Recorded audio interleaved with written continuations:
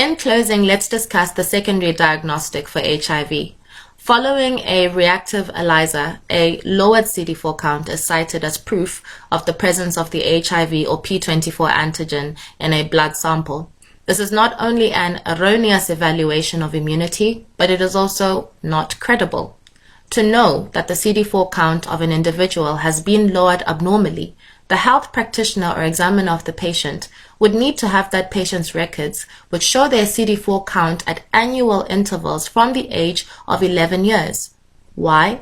Because the CD4 or T lymphocyte count of every healthy human being begins to decrease exponentially at the onset of puberty by 3% per year, as the immune system rids itself of all the CD4 cells that still have not been coded to recognize the difference between the body's healthy human cells and invading antigens, especially disease-causing ones or pathogens.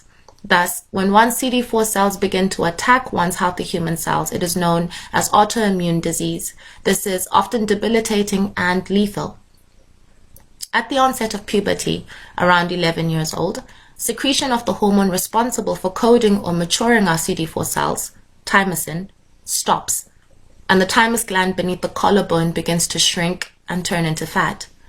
The immune system eliminates up to 98% of the original or precursory CD4 cells, and it is the remaining 2% that records and keeps a memory of every infection that occurs in the body for the rest of one's lifetime. Antiretroviral drugs boost the CD4 count.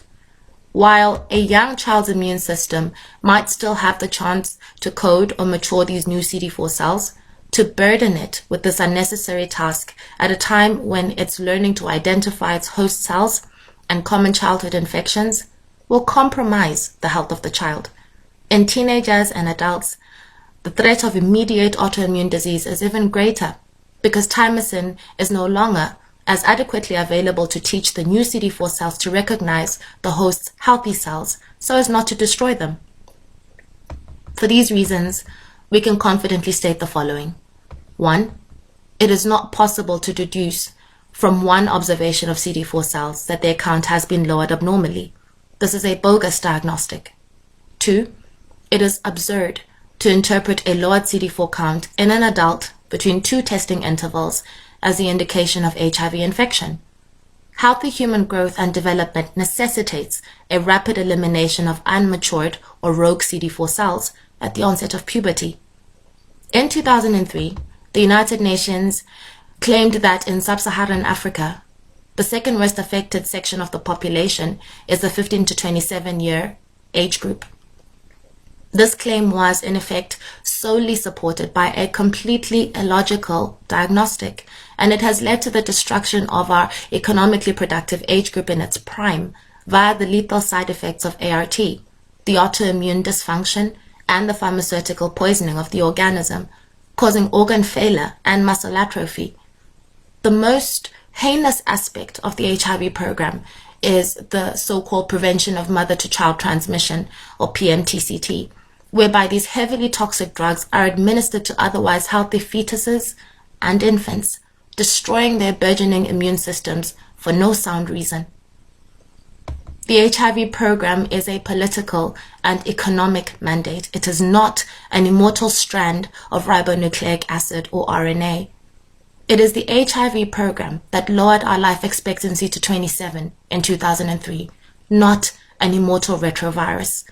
Hence, the medical fraternity is unable to isolate this antigen after a window period of 3 weeks to date. This deliberate disinformation of our healthcare administration in Southern Africa must end.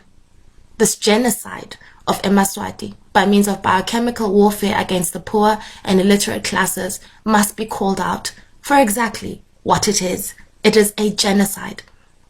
This concludes my discussion of HIV propaganda and the vulnerability of Black women in Eswatini. My name is Vuyo, a citizen of the Kingdom of Eswatini by birth, and I condemn the HIV program from the Ministry of Public Health.